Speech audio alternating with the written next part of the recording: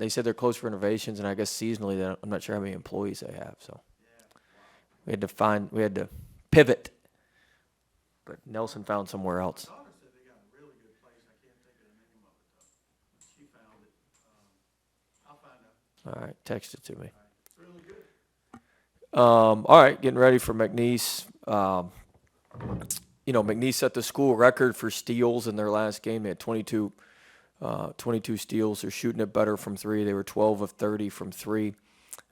Francois and TJ Moss, a transfer from South Carolina, both are shooting 40% on the season from three, and some of their other guys are shooting it better as well. The big kid's a problem. They've got a 7'1", 7'2" kid transferred from Vanderbilt, from VCU.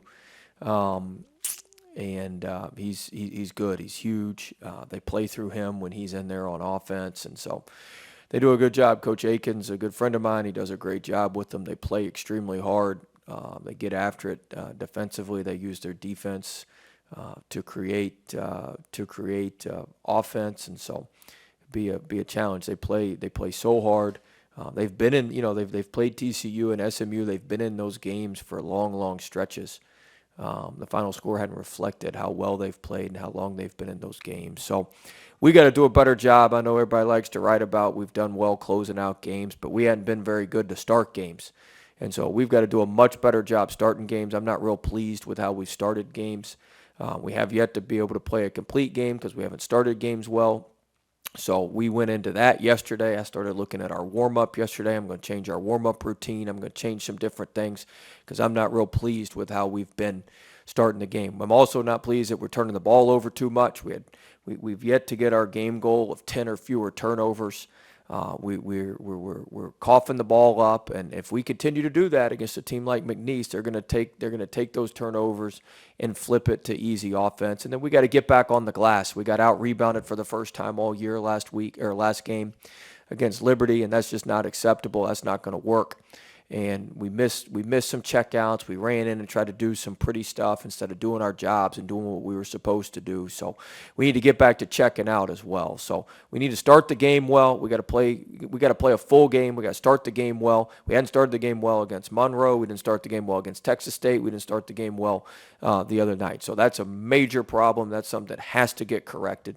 And then we've got to value the ball. We got to quit turning the ball over. We got to quit having these offensive fouls, the illegal screens, and some of these offensive fouls. We had 5 offensive fouls the other night, which were turnovers. That's got to stop. We got to get this thing under 10. We got to be stronger with the ball, and then we got to reestablish ourselves on the backboards. I'm not real pleased with our effort on the glass the other night. We gave up way too many offensive rebounds, especially in the first half, which goes into not getting off to good starts. So we've got to be able to play beginning, middle, end of a game. And, we're not just going to be able to keep bailing ourselves out at the end of these games.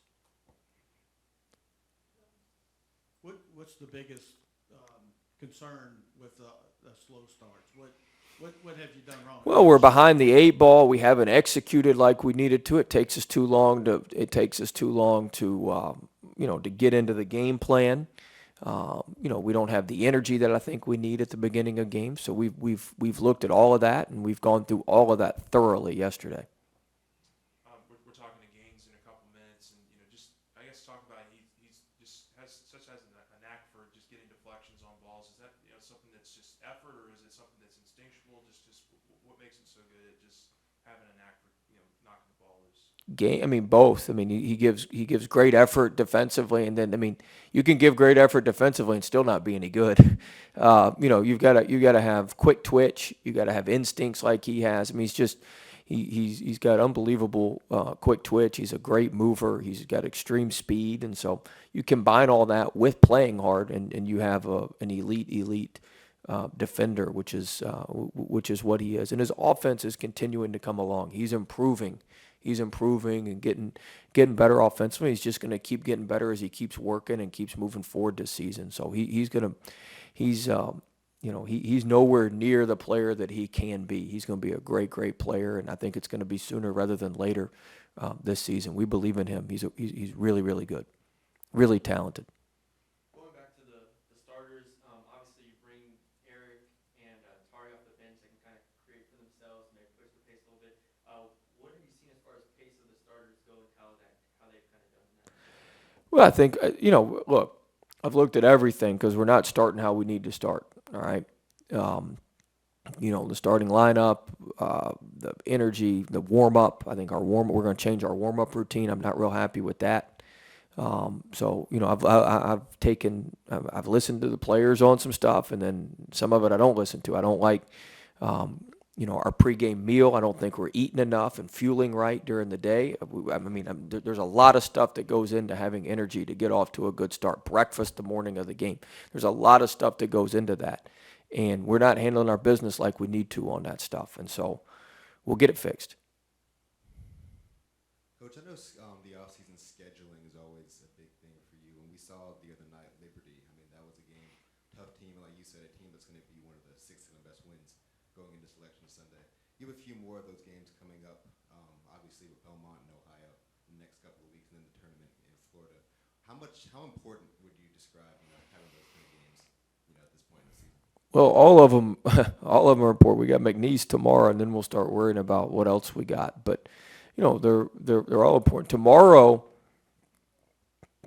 McNeese plays very similar to how A&M and South Carolina play in our league, especially defensively. So you're also trying to give yourself in the non-conference some looks on some teams where you can try some things out that work that work in the non-conference and that play similarly to teams that you'll play in conference. They're very similar to South Carolina with how they play. They got the big goalie in the back, the 7'2" kid.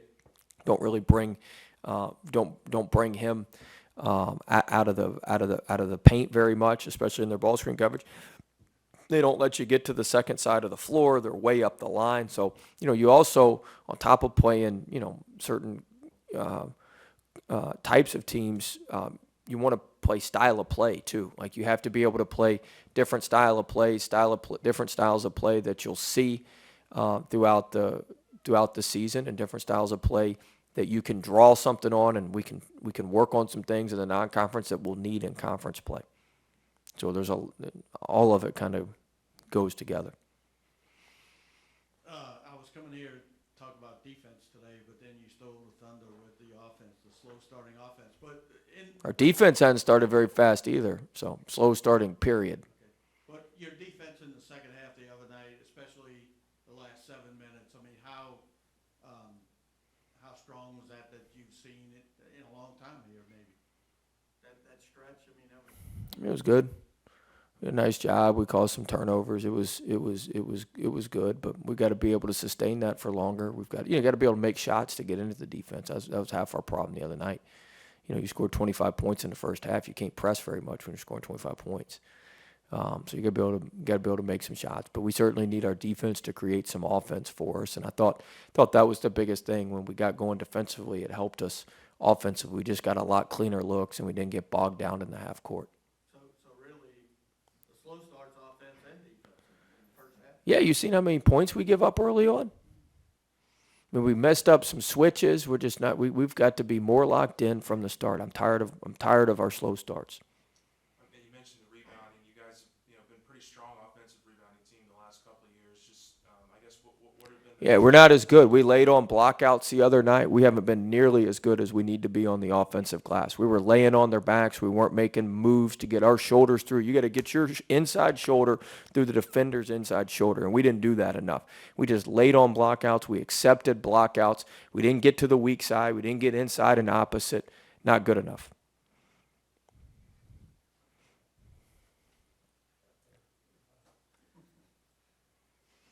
Brandon Murray, just through 3 games of his career, playing almost 30 minutes a game. Where does he come in his composure and how he's kind of handled it so far? Murray's great. He's even keeled. He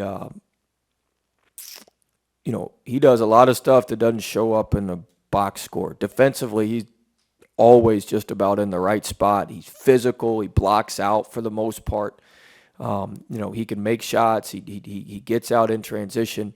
He's very dependable. He's very reliable, and those are two of the best words you can say about a basketball player. It's about the highest compliment I can give somebody if you're reliable and dependable, and he's that. He's been that since he's been here, and it's proven on the court. Now the offense, will kind of come and go sometimes, but his effort and his knack and just his will to win and his understanding of the game. He's a basketball junkie. He's got a deep understanding of the game. He knows what's supposed to happen, and he knows the right basketball plays to make. So he's a great player, and we're gonna be very excited we have him here at LSU, and he's gonna just continue to get better as the year goes on. The more minutes he plays, the more time he's out there. Me and him were talking about it a little bit yesterday. Just the more he's out there, just the more he can adjust to it, the more he can see what happens, and he's just gonna get better and better and better. Where did Gaines make his biggest jumps in the offseason? Because, I mean, last year, I would say just his discipline. His daily discipline. He finally just started being more disciplined. Probably about halfway through the summer, you could see him kind of make the change and turn it up with just his overall discipline and building the right habits and getting in a good routine. All that sort of stuff. And so I think when he did that, his game has started to take off, and he hadn't reached anywhere near as capable. I mean, this kid is unbelievably talented. I mean, his talent level is off the charts, and he hasn't reached nearly the level that he can reach, and I think he will reach later on this year just by playing more and being out there more. But his talent level is off the charts. This is something that Days has been a lot better at, but just in terms of the foul trouble early in games, with some of the bigs. Yeah, we got to cut that out too. We pick up unnecessary fouls. I went over that with them too. We pick up unnecessary fouls, throws off our rotations, it gets us all out of whack. And so we got to stop that. We're walking teams to the foul line too much in the first half. Teams are out shooting us from the free throw line in the first half, which ain't good. Yeah, all that goes into the slow starts. That's being a step slow defensively. That's being a step slow on our post traps. That's not doing what we're supposed to do. We got to get that fixed. Does that play a big part in the rebounding too then? Yeah, you don't have some of your better rebounders out there. You got to play smaller. We know what happens. I mean, shoot, you watched this the last 2 years. What happens when you play small? You get blasted on the glass. I mean, that's what we've been watching for 2 years, right? If you can't keep your big, tough guys out there, you have a hard time rebounding. Did you just practice, or are you going to practice? No, we're getting ready to practice. Why? Good luck to them, Huh? Good luck to them. They got an earful yesterday too, Cobble. They're ready. They know I'm not a happy camper about that stuff. You gave them the "We have not arrived" speech? What? I said you gave them the "We have not arrived" speech? No, we didn't talk about that. We talk about what we need to do to continue to get better. What goes into a good steal attempt? Oh, that's a good question. There's a lot. That's a really good question. So the first thing is you got to have ball pressure. That's the first thing. Now the second thing is you got to have a goalie. So you got to have somebody back here who you feel comfortable because you're stealing the ball. So by nature of that, you're gambling a little bit. All right. So you got to have somebody back there that's, you don't want to give up layups. That's my whole thing is if you can make them stop at 6 feet and shoot it instead of 2 feet and shoot it, the numbers are still in your favor to gamble. All right, so the first thing is you got to have great ball pressure. You got to have a goalie. And then you got to have guys up the line and stunning at the ball that are off the ball, so you can't be flat in the corners with the guys. And we get too flat sometimes. That's something we got to get fixed defensively. We went over it yesterday. On a couple of their drives, we could have stolen it a couple more times, but we were way too flat. You want to see a not flat defense and what I'm talking about? Watch McNeese tomorrow night. They ain't ever flat. They're way up. I wish I could get my guys to do what he does. I mean, their guys are way up in the gaps and forcing you to lob it over top. But we get too flat sometimes. So you can't be flat. You got to be up the line. You've got to be, I call it 1/3 the distance between your ball and the man. You got to be 1/3 up the line, stunting at the ball, so you can put some indecision in the ball handlers. So you can put some indecision in the ball handler's mind, and then when you put the indecision in the ball handler's mind, that gives your guy the opportunity to do it. Now, part of it also is scouting. There was a kid last game we knew was going to go left to right to get to his crossover so he could get downhill going right. We were able to pick him a couple times. Part of it you can pick up in scouting. You just know what guys are going to do. If a guy's going to spin middle, that's an easy steal because it goes right back to your defense. You always spin the outside, that sort of thing. So there's some scouting component to it, but you got to have great ball pressure. You got to have guys up the line, stunting at the ball to put indecision in the ball handlers. In the ball handler's mind, you got to have a goalie back there so you can be aggressive enough to go get it. And then you got to have a good player like Gaines. You got to have somebody that's quick twitch and can go get the ball and's got quick hands. And we had a kid, Briante Weber, who played for us at VCU. He tore his knee up, but he would have been the all-time NCAA steals leader, and he had that. He still plays overseas, played in the NBA for a while. But you just got to have those instincts. Gaines has the best instincts of anybody I've seen since Briante in terms of being able to do that. Coach Efton Reed, true freshman, you haven't really seen him struggle from that transition from high school to college. Yeah, he's so mature. Efton's a great kid. Works hard, very diligent. He's about his business. He studies everything. He's just got a very cerebral approach to things. He's just very, very even keeled, very, very cerebral with his approach. He never gets too high, never gets too low. He sticks to his routine. He does the same thing if he has a great day, if he has a bad day, if he has a good game, if he has a bad game. Like, it's the same thing every day. And so, when you do that, you're gonna have a lot more good days and a lot more good games than not, and that's what he does.